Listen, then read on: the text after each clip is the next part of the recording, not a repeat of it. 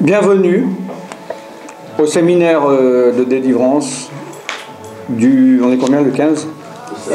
Le 16 et 17 novembre 2013 à Avignon, ou en Avignon pour les initiés. On va partir sur une base de versets. J'aime bien partir sur un thème pour un séminaire. Et, si vous avez froid, vous pouvez venir là. Apparemment, ici, il fait plus chaud que là-bas. Oui. Parce que ça, je me promenais, il y a 20 degrés de moins là-bas, au fond. Ah ouais. Et je crois que la porte, elle n'est pas bien fermée non plus. Ok. Donc, si quelqu'un peut lire à haute et intelligible voix et lentement dans le livre des Galates, chapitre 5, verset 1.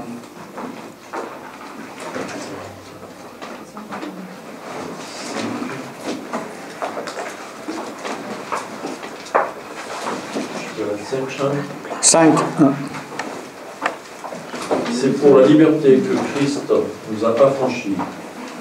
Demeurez donc fermes et ne vous laissez pas mettre de nouveau sous le joug de la servitude. Il y a d'autres personnes qui ont une version un peu différente ou pas? Non, vous avez tous la seconde 1910, ok.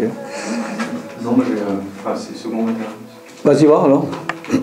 C'est pour la liberté que Christ nous a affranchis. Tenez donc ferme dans cette liberté et ne vous placez pas de nouveau sous la contrainte d'un esclavage. Voilà, donc ça veut dire la même chose. C'est des mots différents. Donc déjà dans ce verset, on voit que Christ nous a affranchis. Comme je le dis souvent, le mot affranchi ici, c'est un mot, je pense, que on n'utilise plus beaucoup en français, à part affranchir un timbre. Puis en plus, ça existe de moins en moins les timbres. Donc c'est pas un mot usuel. Mais là, dans le contexte et dans l'époque, c'est un terme concernant l'esclavage. Parce qu'à l'époque, il y avait des esclaves. C'était légal, c'était pas amoral, c'était il y avait le droit d'avoir des esclaves. Et là, le terme affranchir, c'est par rapport au terme d'affranchissement d'un esclave. Le même terme que l'affranchissement de certains esclaves qu'il y avait en Afrique ou qu'il y a eu aux États-Unis, quand il y a eu l'esclavage. C'est-à-dire que c'est une personne qui était esclave d'un maître, qui n'était pas libre de ses mouvements, qui devait travailler pour un maître à vie. Et un jour, le maître avait le droit, puisqu'il avait tous les droits sur la personne, de le rendre libre, de rendre cette personne un individu, un citoyen libre. Et donc le terme légal était l'affranchissement. Il avait une lettre d'affranchissement pour prouver que s'il avait des marques ou des tatouages qu'on pouvait voir de loin, c'était un esclave, on peut dire, il s'est échappé. Il avait une lettre d'affranchissement prouvant qu'il avait été affranchi par son maître. D'accord ? Donc nous avons été affranchis de quoi ? De l'esclavage de quoi ? Du péché, oui, voilà, et du diable. Hein ? Nous avons été affranchis du péché, du diable, de la malédiction. Voilà. On peut...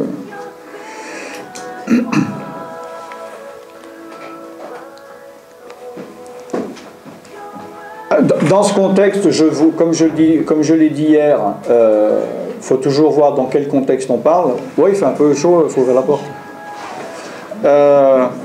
Faut voir dans le contexte. Donc, je vous encourage chez vous à lire le chapitre 4. Donc c'est le chapitre avant le 5, hein, pour votre information. Parce que enfin, je sais, peut-être qu'il y en a qui ne savent pas, mais la Bible et l'Ancien ou le Nouveau Testament n'a pas été écrit avec des chapitres et des versets. Hein. C'était fait après pour simplifier la lecture. Je ne sais pas si vous savez. Ça va ? Oui, ça va. C'est aujourd'hui, au fait, qu'on le baptise ou demain ? Oui, oui. L'eau est bien froide, c'est bon. C'est les glacés ici. Ouais, il y a quelque chose avec... Ouais. Faut que tu te souviennes de ce jour. Ouais.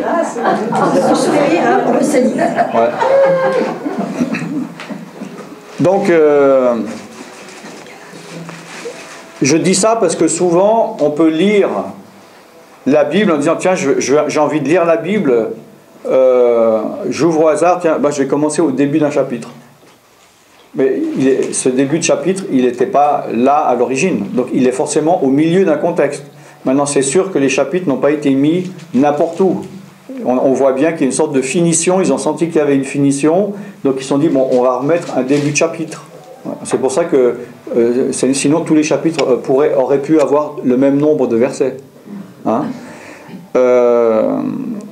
Et donc tout le chapitre 4 est intéressant vu qu'il parle justement de nous en tant qu'enfants, les enfants de l'esclave et les enfants de la femme libre, hein, de Agar et de Sarah, etc. D'accord ? Donc regardez dans quel contexte ça s'est dit. Évidemment, ce chapitre 5, il est aussi puissant vu que c'est là où il y a, on a vu hier au verset 22, chapitre 5, donc le fruit de l'esprit et non pas les fruits comme on a vu, et les œuvres de la chair et non pas l'œuvre de la chair ou le fruit de la chair ou les fruits de la chair, d'accord ? Donc c'est aussi là, et c'est là aussi où il est dit, marchez donc par l'esprit et vous n'accomplirez pas les œuvres de la chair, d'accord ? Donc Jésus-Christ nous a affranchis en payant le prix de notre rachat. On est d'accord ? Donc le prix évidemment c'est quoi ? La mort. La mort par quoi ? Non, c'est pas ça le prix. Le prix, c'est pas forcément la mort. Voilà, c'est le sang. C'est-à-dire, oui, c'est la mort dans le sens que le salaire du péché, c'est... Le salaire du péché, c'est la mort. Mais il faut que le sang soit versé pour qu'un péché soit effacé ou pardonné.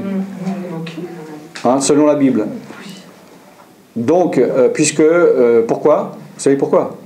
Pourquoi est-ce qu'il faut qu'il y ait du sang ? Pourquoi est-ce que Jésus n'aurait pas pu être étranglé ou étouffé ? Parce que le sang, c'est la vie. C'est la vie. Et c'était dans l'Ancien Testament, on sacrifiait les animaux. Oui, mais pourquoi ? Parce que sans effusion de sang, il n'y a pas de pardon. Voilà, sans effusion de sang, il n'y a pas de pardon, il est dit. Mais pourquoi sans effusion de sang ? Parce que, bon, ça, peut-être vous ne pouvez pas le savoir si vous lisez la seconde parce qu'il a mal traduit, mais la chair, l'âme est dans le sang. Alors que second, malheureusement, il n'a pas bien traduit, mais enfin bon. Donc, le sang a dû couler. Alors évidemment, c'est par la mort que nous avons été rachetés, mais surtout par le sang. Comme je dis, Jésus n'aurait pas pu être étouffé ou mis la tête sous l'eau. Le sang devait couler. Son âme devait se répandre. D'accord ? Ok. Donc, et il est dit, comme on a vu hier dans Pierre, nous n'avons pas été rachetés de la vaine manière de vivre de nos pères par du sang animal, hein, par des poulets ou par des bœufs, mais par le sang précieux de Jésus. D'accord ? Et donc, c'est pour la liberté que Christ nous a affranchis. Donc, Christ nous a affranchis pour la liberté. Bon, on va parler de la liberté après. Enfin, oui, on peut parler tout de suite. Alors, la liberté biblique, selon ma compréhension, n'est pas la même liberté telle qu'elle est conçue avec l'esprit du monde. C'est-à-dire que dans l'esprit du monde, dans la pensée humaine, la liberté, c'est je fais ce que je veux, quand je veux, au détriment des autres ou pas, et personne n'a à me dire ce que j'ai à faire car je suis libre. D'accord ? Ça, c'est la liberté. Aucune contrainte. Ça, c'est la liberté humaine. C'est bien ou pas bien, mais c'est... Bon, voilà. Alors que, au niveau de la Bible, la liberté, c'est pas ça. C'est-à-dire que la liberté, c'est pas l'indépendance. On a été créé pour être esclave, entre guillemets, c'est pas forcément un mauvais terme, hein, d'être lié à un maître. Donc soit on est lié à Dieu, soit on est lié au diable. Mais la liberté ne veut pas dire justement, comme on dit, ni Dieu ni maître, ou Dieu n'est pas mon maître, Satan n'est pas mon maître, je suis mon propre maître, je suis libre. Mais en fait, cette personne-là, elle est en fait sous l'emprise, sans le savoir, du diable. Hein? C'est le péché originel d'Ève, qui a dit je vais devenir comme un dieu ou comme une déesse, je vais devenir mon propre dieu, je vais devenir indépendant, je vais me sortir du joug de l'autorité de Dieu et je vais être mon propre maître. Puis en fait, elle est passée directement d'être sous le joug du diable. Hein? Donc il n'y a pas cet espace que on peut imaginer exister qui est être entre Dieu et le diable. D'accord? De se dire, c'est moi qui maîtrise, je suis... Parce que cette liberté-là n'existe pas. Alors, c'est pas qu'elle peut exister, puis que Dieu est méchant, puis qu'il ne veut pas que nous soyons libres, c'est que par nous-mêmes, nous ne pouvons pas être libres. Parce que Dieu a établi des lois et des règles, et que tout le système que Dieu a créé, tout l'univers qu'il a créé, est régi par des lois. Il n'y a rien qui est fait par hasard, il n'y a rien qui n'est pas lié à autre chose. Tout tient par des lois et des principes. Alors évidemment, la science, elle s'en rend compte de plus en plus. Mais pendant un temps, ils pensaient qu'il y avait du désordre dans l'univers, ou qu'il y avait de l'ordre seulement dans l'infiniment grand, mais ils n'allaient pas dans l'infiniment petit. Mais plus la science est capable d'aller loin dans l'infiniment grand ou petit, plus ils voient que tout est régi par des lois et des choses très strictes. Et que même dans le chaos, il y a de l'ordre. Dans le chaos, d'accord? Donc spirituellement, c'est pareil. Même dans la liberté est régie par des lois. D'accord? Maintenant, nous, on peut être justement déformés par la pensée du monde et on peut arriver en tant que chrétien en se disant, tiens, je vais utiliser la Bible, je vais utiliser Dieu, je vais utiliser les principes bibliques pour vivre, pour être libre. Mais libre de Dieu, quoi. C'est presque j'utilise Dieu pour me libérer de lui, quoi. Mais ça, c'est pas possible. Et il y a des personnes qui peuvent pendant longtemps être dans une situation, des problèmes qui peuvent être aussi liés à des démons, uniquement à cause de leur rébellion, parce qu'ils n'ont pas encore capitulé devant Dieu, ils n'ont pas fait de Dieu leur Dieu. Ils ne veulent pas servir Dieu, mais ils veulent se servir de Dieu. D'accord? Et tant que la personne est dans cette situation, on peut chasser des démons toute sa vie. S'il y a des liens par rapport à ça, parce que la personne est en désobéissance ou en résistance, les démons, ils ont un droit de rester. D'accord?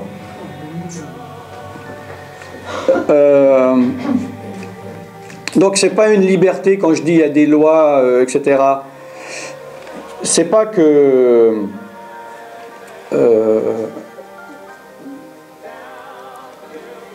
c'est pas dans le sens justement esclave du côté négatif, dans le sens qu'il y a eu des esclaves qui avaient des maîtres bons, des bons maîtres, et les personnes étaient heureux d'être à son service, et que même c'est connu, il y a des personnes qui ont affranchi leurs esclaves, ils ont décidé par eux-mêmes de rester et de continuer à servir parce qu'ils l'aimaient, parce qu'ils étaient heureux. D'accord?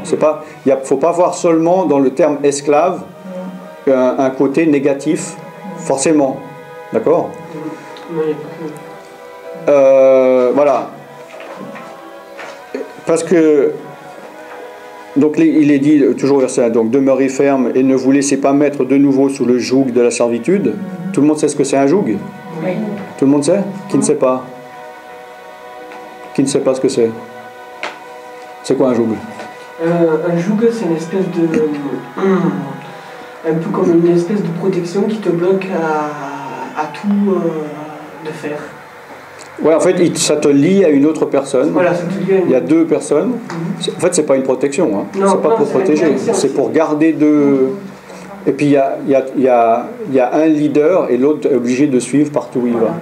C'est-à-dire, le gars, s'il y a deux chevaux ou deux bœufs, il n'a pas besoin de donner l'ordre à deux bœufs. Il donne l'ordre à un bœuf dominant, et puis l'autre, il n'a pas le choix. Même s'il ne veut pas, il va suivre. Donc, Dieu ne nous a pas libérés, affranchis pour nous sortir du joug, pour que nous soyons plus sous un joug, mais pour nous mettre sous le joug originel. Mais ce joug est léger en effet. Alors si quelqu'un peut lire Matthieu 11, 28 à 31 si je ne me trompe pas.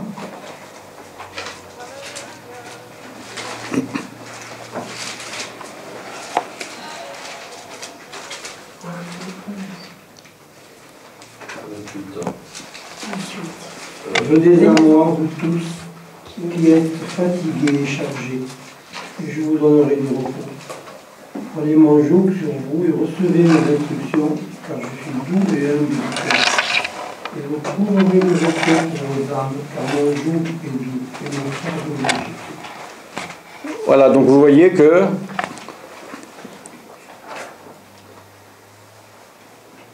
Dieu nous met un joug. On est d'accord? Mais il ne faut pas voir, comme je le dis, d'une manière négative. Dieu ne nous a pas créés pour que nous soyons indépendants de lui. D'accord? On ne peut pas être indépendant de Dieu. Et si on veut être indépendant de Dieu, automatiquement, on devient dépendant du diable. Entre autres par le péché. Hein? Il y a des questions par rapport à ça ou pas?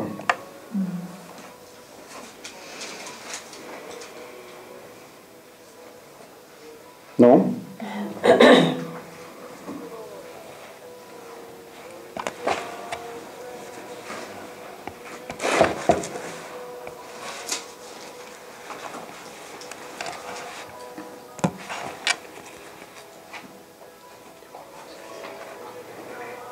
Je veux juste voir, il y a un appel, je ne sais pas si c'est quelqu'un qui devait venir.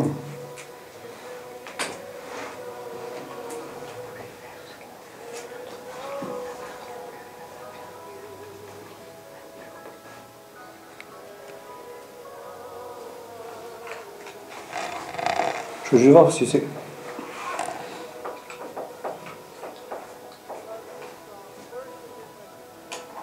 Ah oui, non, c'est Colette, mais les... Colette, tu te rappelles Colette? Non, l'autre. Ah oui, Colette, oui. Colette de Montpellier, là. Oui, oui. De Toulouse, ou je sais pas quoi. Elle devait pas venir. Non. Non, justement, c'est pas par rapport à ici, donc c'est pour ça que j'écoute pas le message, c'est beau.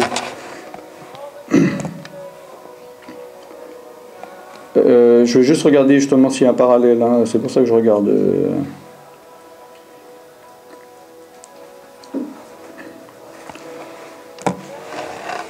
Donc c'est pour la liberté que Christ nous a affranchis. Demeurez donc ferme. Donc Jésus nous a affranchis, mais après il nous demande de demeurer ferme dans cette liberté, pour que nous, de nouveau, nous ne tombions pas sous le joug du diable, hein, du péché, de garder cette liberté. Et ne vous laissez pas mettre de nouveau sous le joug de la servitude. Donc, ça veut dire que on peut, alors que Dieu et Jésus nous a libérés, si on ne tient pas ferme, on peut de nouveau tomber sous le joug de la servitude. D'accord? Sinon, il aurait dit, c'est pour la liberté que Christ nous a affranchis, tout va bien. Amen. Alors qu'il dit qu'il faut demeurer ferme. Donc si nous ne demeurons pas fermes, on peut se laisser mettre de nouveau sous le joug de la servitude. Donc Bon, servitude, c'est aussi c'est un vieux mot, quoi, non, mais vous comprenez, c'est justement de l'esclavage. Hein. C'est dans le sens, en grec, de l'esclavage. Ne vous remettez, c'est un synonyme qu'on peut utiliser, la servitude, hein, qui veut dire ne vous remettez pas de nouveau sous le joug de l'esclavage, mais donc du mauvais esclavage. Vu que Dieu est un bon maître, alors que le diable ne l'est pas. Non. Hein? D'accord. Est-ce qu'il y a des questions par rapport à ça? Apparemment non. Bon, alors, il y a... Par rapport à la délivrance, vous savez que vous pouvez poser des questions. Je ne sais pas si j'y répondrai, mais en tout cas, vous avez le droit d'y poser. Donc, profitez que vous avez l'occasion de pouvoir poser des questions pour le faire. Si c'est pas trop même si c'est personnel, puis vous n'avez pas de problème avec ça, vous pouvez poser. Sinon, vous dites, je connais un voisin qui a un problème. Comme ça, on ne sait pas que c'est vous.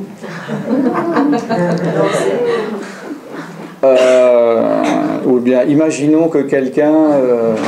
hein, bon. Pour que je puisse parler de choses qui vous intéressent, puis pas répéter toujours les mêmes choses, ou si, parce que si tout le monde sait quelque chose, puis pendant un quart d'heure je parle, puis vous m'écoutez, en disant « Ah zut, je sais déjà », autant que nous parlions de choses qui peuvent vous intéresser, non? Donc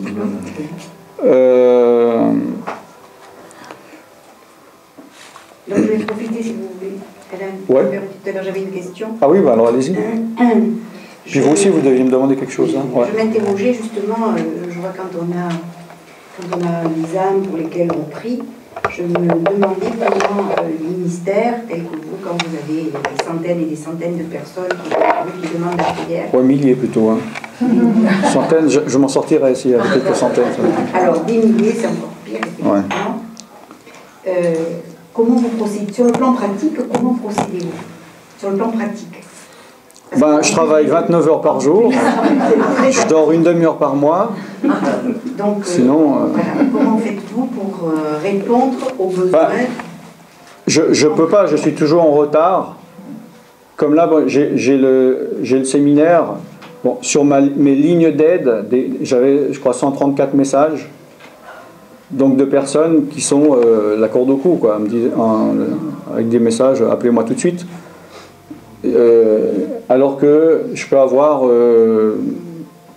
entre 2 semaines et 6 semaines après seulement je peux répondre. Je prends chronologiquement, donc là je peux appeler des gens qui m'ont appelé mi-octobre. Donc voilà. Maintenant aussi au niveau des rendez-vous individuels de conseils, de prière quand ils viennent au portique de Salomon, ben aussi il y en a, ils disent j'en peux plus, il faut que je vienne demain, puis je lui dis il n'y a pas de place avant un mois, voilà quoi. Oui, non mais bon, ça je comprends. Bon, vous avez un calendrier et bon, effectivement il y a un décalage. Et je veux dire, quand votre prière personnelle, je ne sais pas, quand vous vous adressez à Dieu, pour toutes ces âmes que vous avez rencontrées, pour que vous priez, quel est votre mode d'emploi? Voilà, le problème, c'est que bon, si vous priez pour des personnes, vous occupez à moyen terme ou à long terme de 2-3 personnes, bon ben voilà, vous avez le temps de prier. Maintenant, c'est vrai que si je me dis pratiquement, si je dois prier pour toutes les personnes, par exemple des 10 dernières années, ben, je ne peux pas prier tous les jours parce que ça prendrait voilà, plusieurs jours, plusieurs semaines non-stop. Plus toutes les personnes qui sont actuellement en... Voilà. Donc, bon, j'ai des personnes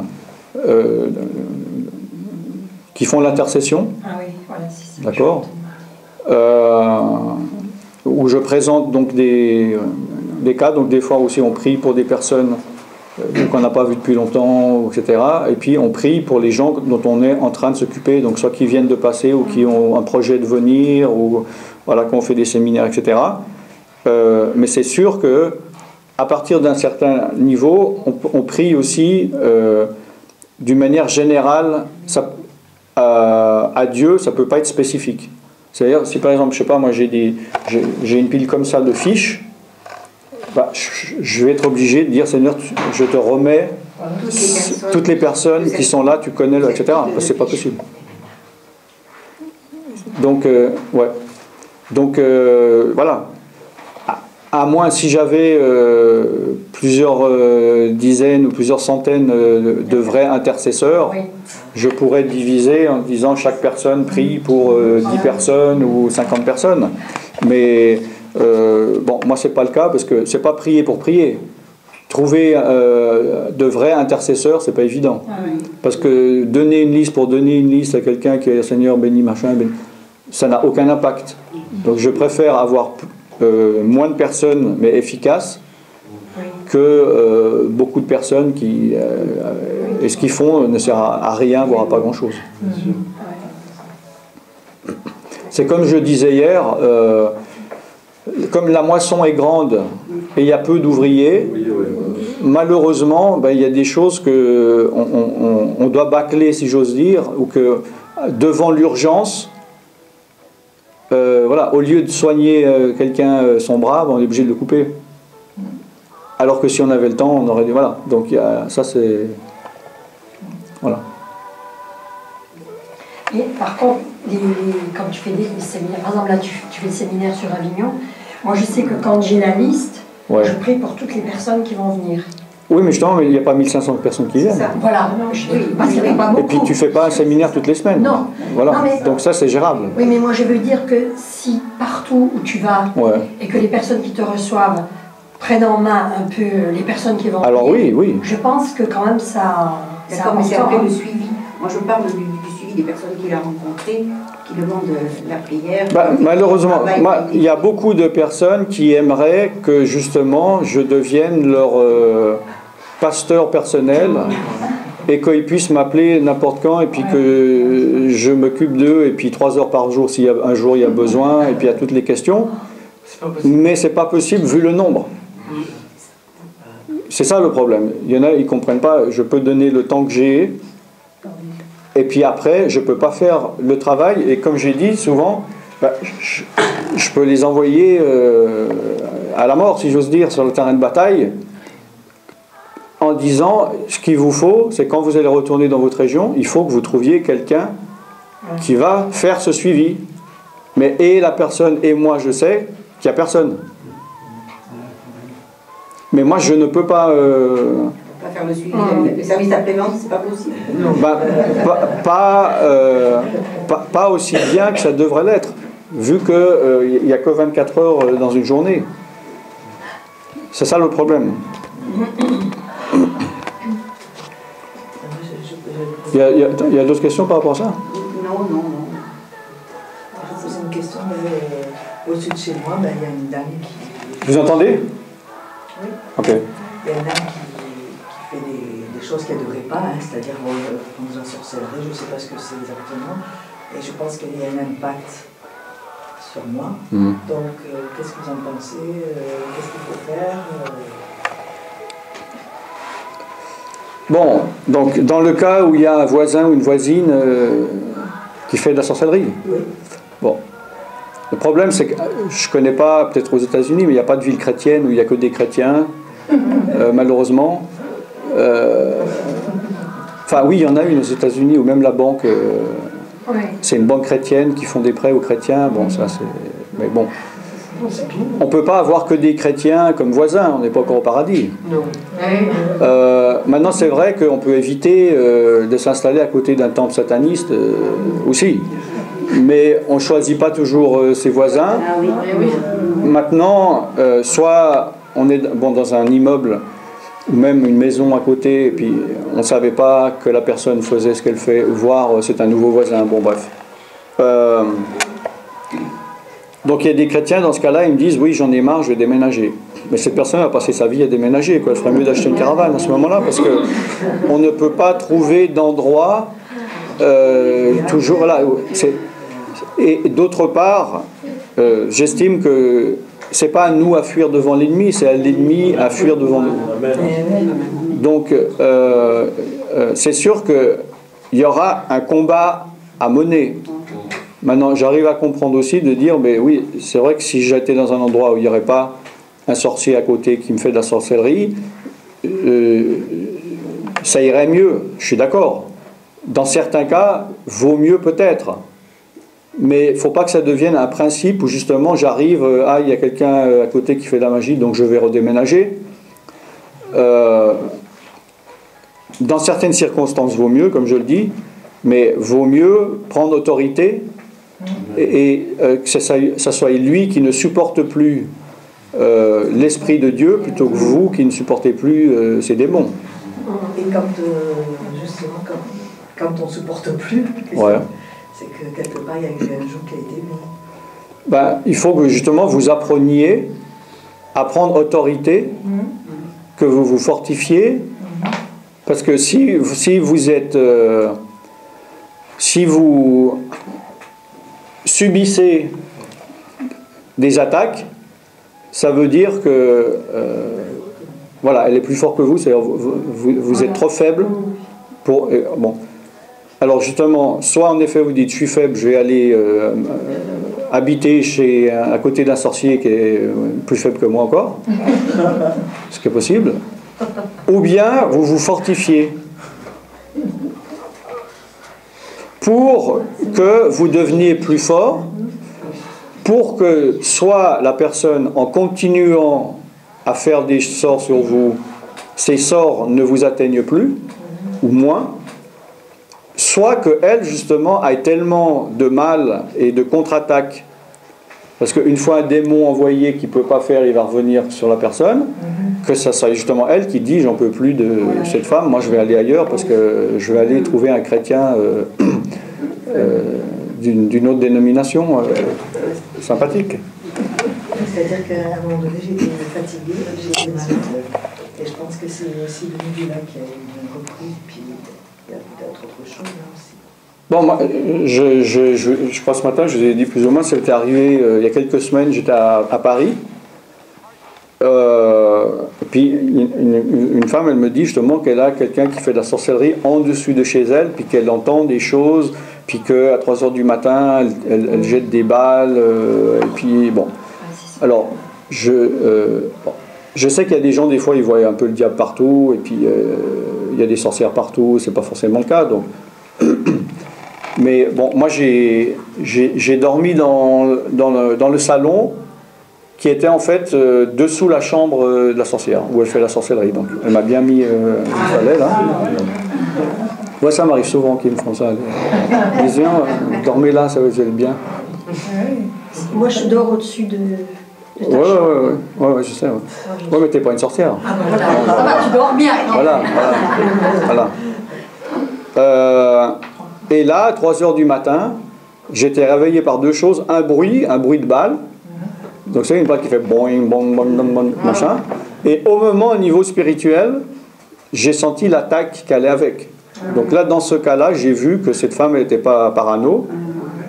Mais c'était vrai, il y avait la personne en dessus qui faisait des choses et elle profitait qu'il y a quelqu'un en dessous puis qu'il n'y a que ça d'espace et j'ai ressenti l'impact spirituel négatif qu'elle envoyait et j'ai dû prendre autorité. D'accord ? Donc c'est sûr que moi j'aimerais pas habiter là, mais si je devais habiter là,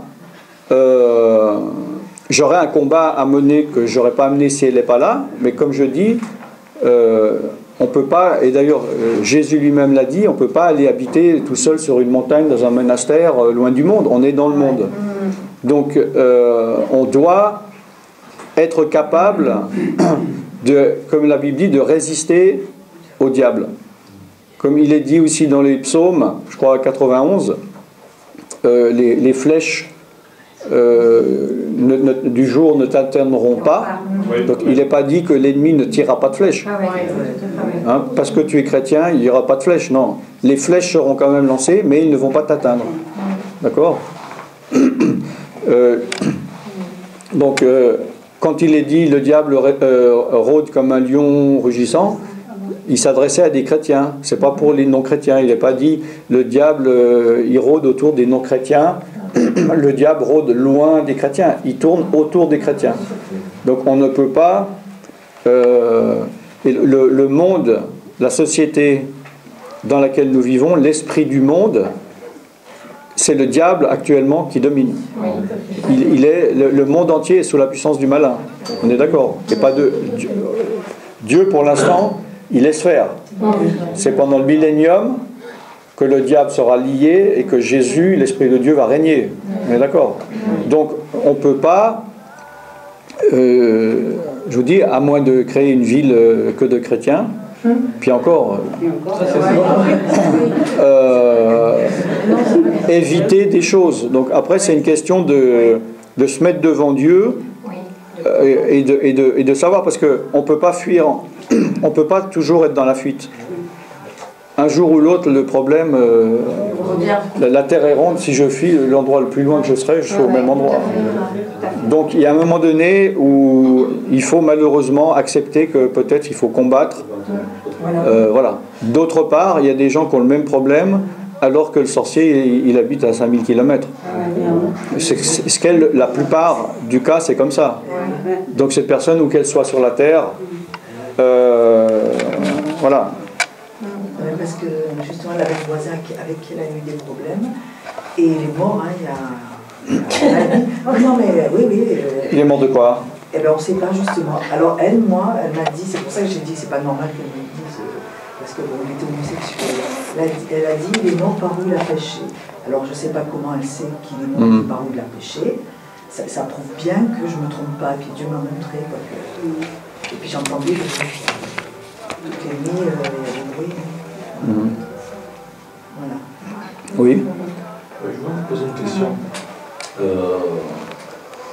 Sachant que mon grand-père, donc le père de ma mère, était dans la franc-maçonnerie. Est-ce que ça a une répercussion sur moi le jour, au moment où je dois pratiquer la délivrance? Mais tout a une répercussion, c'est-à-dire que toute action entraîne une réaction. Même la science, ils savent ça. Il n'y a rien qui se passe sans réaction, contre une réaction de force égale et opposée. Donc, tout a un impact, dans le bien et dans le mal. On vit des bénédictions à la naissance qui sont le produit d'obéissance de nos ancêtres ou d'un de nos ancêtres, et on vit des malédictions qui sont dues... Voilà. On est le produit, le résultat de la manière de se comporter de chaque personne, de nos parents, donc jusqu'à nos arrière-grands-parents. Voilà. On ne va pas naître dans le même état, comme j'ai dit hier, physique, psychique ou spirituel, selon les membres, nos ancêtres. Donc, tout. Mais maintenant, quand on vient à Jésus, justement, on peut s'extraire de ces malédictions. Mais on n'est pas au même niveau. Quand quelqu'un vient à Jésus, on n'est pas au même niveau. Il y a des gens, ils ont pas le même capital, ils n'ont pas le même genre de démons, ils n'ont pas eu le même genre de péché dans leur vie. Il y en a qui sont mieux lotis que d'autres. Il y en a qui ont à mener des combats durs que d'autres n'ont pas à mener. Ça, il faut accepter sa destinée. On n'est pas responsable de sa destinée. Il y a quelque temps, il y avait un séminaire ici, et au moment où les serviteurs de Dieu, enfin, il y avait toute une équipe qui venait, devant ma maison, juste en face là, ils avaient mis une grande bouteille blanche, et ils avaient dessiné un œil. Ils avaient, je ne sais pas, mis des tas de choses dessus. Et tout d'un coup, je me suis rendue, j'ai dit, mais qu'est-ce que c'est ça? Et il y a quelqu'un qui m'a dit, oh là là, c'est les satanistes, ils veulent te faire peur, ils veulent te montrer qu'ils savent ce que tu fais. Ouais. Et bon, ben on a prié. Mais par contre, j'ai commencé à me rendre compte que je commençais à devenir malade et que je commençais à faire un peu de déprime. Je ne sais pas du tout mon genre de déprimé. Je voyais que j'étais mal. Et ce que j'ai fait, j'ai commencé à faire le lit tout autour de la maison. J'ai prié, j'en ai mis à l'intérieur, à l'extérieur. J'ai vraiment prié, j'ai mis vraiment ça. J'ai combattu, mais je l'ai fait toute seule. Parce que je ne savais pas comment. Je me suis dit, je vais me débrouiller toute seule. J'ai dit, Seigneur, après tout, tu nous as donné la puissance. Celui qui est en toi, c'est plus fort. Il est plus fort que nous. Et je l'ai fait intérieur, extérieur. J'ai fait tout un. J'ai vraiment prié, j'ai intercédé, j'ai dit que ce lieu était saint. Et puis tout ça, c'est parti. Ah, voilà. Bah oui. Ouais. Il faut contre-attaquer les attaques de l'ennemi, même si l'attaque de l'ennemi est elle-même une contre-attaque. Ah, excusez-moi. J'ai compris qu'il voulait faire peur. Hein, c'était pour faire peur. Oui. Et je lui dis, celui qui est en moi est plus fort que... Mais moi, j'ai ma maison et mon voisin. Tout le monde entend? Moi, j'ai ma maison. Mon voisin, c'est un béninois. Donc, il fait tous les... Oui, au Bénin, ça y va là.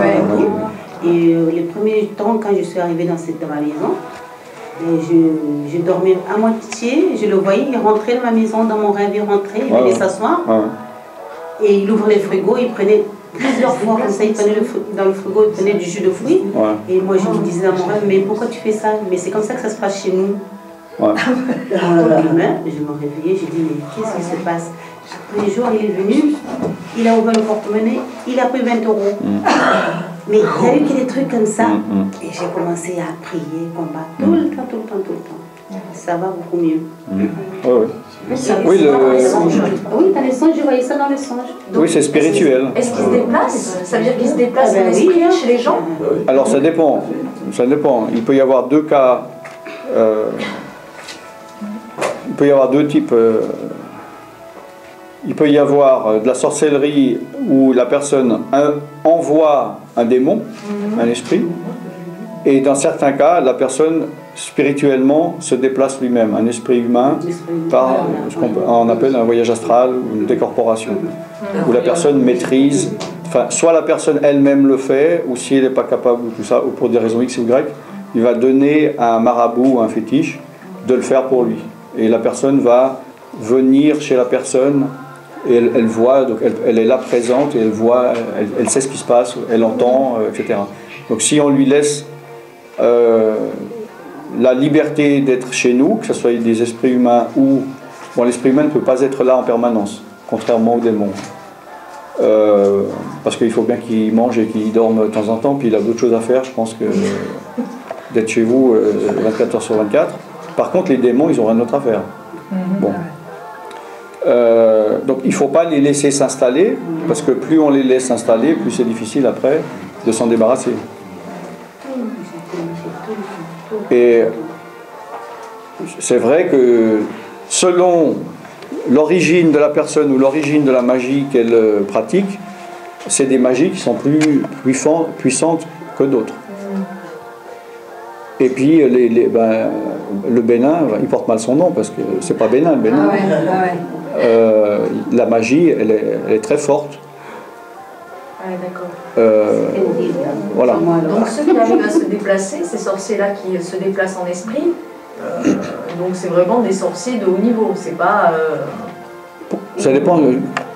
Qu'est-ce que c'est bas haut niveau et haut niveau? Vraiment, peut-être... tout est relatif. Oui, tout est relatif. Tout est relatif. Bon, tout le monde ne peut pas le faire, oui. Voilà, si c'est ça au niveau, oui, tout le monde ne peut pas le faire ou ne veut pas le faire à ce point-là. Oui, en effet, il y en a qui vont faire simplement envoyer plutôt des démons. C'est comme tout le monde ne veut pas pratiquer lui-même la sorcellerie, mais il va aller voir un sorcier pour faire quelque chose parce qu'il veut avoir moins de responsabilités, être moins impliqué. Enfin, c'est ce qu'il pense. Mais dans le cas de Jeanne, cet esprit qui vient ouvrir son frigo ou regarder dans son porte-monnaie, prendre 20 €, je veux dire, quel impact ça a dans la réalité? Alors quel impact ça a? Ok, mais donc c'est dans le rêve. Hein? Oui, dans le rêve. Bon. Moi, l'impact, c'est que pour moi, il venait voler mes biens à moi. Oui. Pour moi, c'est ça. Parce qu'à un moment donné, on s'est retrouvés qu'on était vraiment... On travaillait, qu'on ne voyait pas de l'argent. Ah oui. Pour moi, c'est ça, l'impact, c'est que c'est quelqu'un qui nous en voulait, on ne le connaissait même pas, ni de quoi. Ça faisait que 4 jours qu'on habitait là, ça y est, ça avait attaqué. Donc, bon, il y a différents types de rêves. Bon. Il y a les rêves naturels, on est d'accord. C'est le trop-plein du subconscient qui remonte, bon, ça c'est... Il y a des songes. C'est quoi les songes? Des songes, c'est des choses qui sont données de manière spirituelle. Donc soit on parle plutôt des songes de Dieu, que Dieu va montrer quelque chose dans un rêve, mais ça ne vient pas de notre subconscient, c'est de l'extérieur. Il va faire ça pour nous parler. Alors on peut voir quelqu'un qui nous dit quelque chose, puis c'est Dieu qui nous parle de cette manière. Les démons peuvent créer un rêve pour nous faire peur en nous montrant quelque chose. D'accord ? Et puis il y a le type, bon, je ne sais pas comment on peut appeler, mais pour moi c'est pas vraiment un rêve, où évidemment on est en train de dormir, mais donc c'est pas avec notre conscient, on est dans le subconscient, on voit quelque chose, donc comme on dort, on peut appeler ça un rêve, pour moi on ne devrait pas vraiment, ou en fait spirituellement c'est ce qui est réellement en train de se passer. Donc il y a un impact réel. D'accord ? C'est-à-dire qu'un songe, je vais voir une vache au milieu d'un pré, il n'y a pas de vache réelle, il n'y a pas de pré réel, il n'y a pas une vache qui va bouger sur la terre. Bon. Maintenant, le type de, entre guillemets, rêve, comme ça, spirituel, réel, il s'agit de choses réelles, soit dans le monde spirituel, soit dans la vraie vie. On est d'accord ? Il y a des choses dans le monde spirituel, c'est pas parce qu'il est invisible qu'il n'est pas réel. Il est palpable. Vous comprenez ce que je veux dire ? Tout le monde a compris ? Bon. Alors, dans le cas, si c'est le cas, comme la sœur dit, que c'est pas un rêve. Alors, en effet, spirituellement, soit lui, astralement, ou en envoyant un démon, ou par un sorcier, peu importe, en effet, quand il vient prendre de l'argent, il vient réellement dans le milieu céleste, d'accord, voler une bénédiction. D'accord ? Donc, il faut absolument... Bon, déjà, si vous avez ça, c'est pas normal, c'est-à-dire que vous avez une porte ouverte. Parce que en tant que chrétien, le diable ne devrait pas, il n'a pas le droit de venir voler une bénédiction. Lui, une bénédiction, ça n'intéresse pas, de toute façon, il ne peut pas être béni, donc il va mettre des malédictions. Donc si ça c'est permis, c'est que, enfin, c'est pas forcément un péché, hein, mais vous avez laissé le droit au diable de faire ça. Alors ça peut être simplement par de la passivité ou par de l'incrédulité, ou voilà, dans le sens que je dis de la passivité, parce que lui il vient et puis vous ne faites rien, donc vous le laissez faire. Et rien que le fait de permettre au diable de faire quelque chose dans votre vie, eh ben, le diable il va se servir.